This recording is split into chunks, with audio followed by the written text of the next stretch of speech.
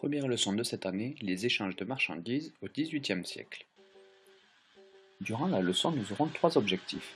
Le premier sera de connaître les grands courants d'échange mondiaux au début du XVIIIe siècle, c'est-à-dire quelles marchandises sont échangées, quelles routes empruntent-elles et quels sont les principaux pays qui organisent ce commerce. Au XVIIIe siècle, on échange des marchandises humaines, les esclaves. Le second objectif et le troisième seront axés sur cette étude de l'esclavage. Quelle route emprunte ce commerce, la traite atlantique entre l'Afrique et le Nouveau Monde, et quelles sont les conditions de vie en Amérique? Le XVIIIe siècle est un siècle de croissance pour l'Europe. Sa population augmente, son économie se développe rapidement, elle devient alors la principale puissance au monde.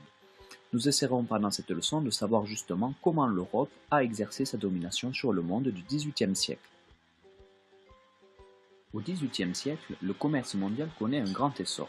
En Europe, la France, le Royaume-Uni et les Provinces-Unies sont des puissances dites maritimes en pleine croissance.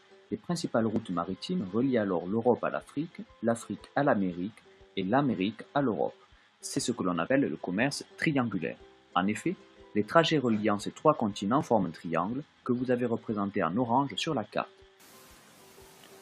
L'essor du commerce profite aux villes portuaires d'Europe qui se situent sur le littoral atlantique. Des villes comme Liverpool en Angleterre ou encore Nantes et Bordeaux en France s'agrandissent et servent de relais entre les colonies, mot qui signifie territoire conquis et administré par une puissance étrangère, et métropole, c'est-à-dire la puissance étrangère à qui appartient la colonie. Ce commerce mondial favorise l'essor d'un autre type de marchandises, les esclaves. Les esclaves sont capturés en Afrique par d'autres Africains et vendus aux Européens qui les apportent jusqu'en Amérique sur des navires appelés négriers. Ce commerce s'appelle la traite atlantique. Au total, 12 millions d'Africains ont été déportés en Amérique entre 1500 et 1867.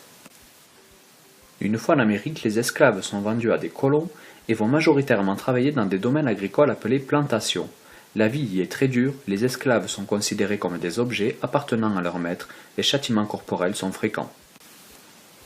L'Europe est donc au XVIIIe siècle au cœur du commerce mondial, à la fois par sa domination des océans, mais aussi par ses empires coloniaux.